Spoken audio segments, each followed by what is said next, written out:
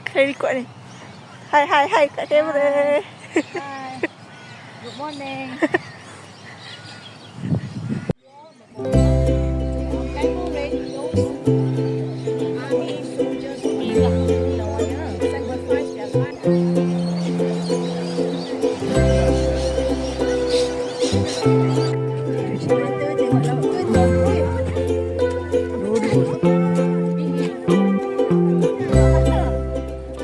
Australia, yang sering digelar Down Under, ialah sebuah negara dan benua yang terletak di hemisfera selatan antara Lautan Hindi dan Pasifik.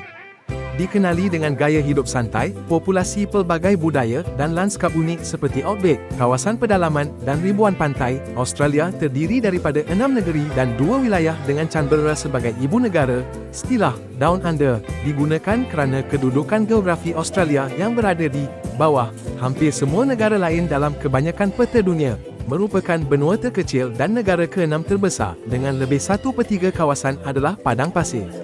Utara beriklim tropika, manakala selatan beriklim sederhana, terkenal dengan haiwan yang tidak ditemui di tempat lain seperti kangaroo, koala, dan wombat. Bahasa rasmi ialah bahasa Inggeris, dengan penduduk yang mesra dan gaya hidup number waris. Ia adalah negara pelbagai budaya.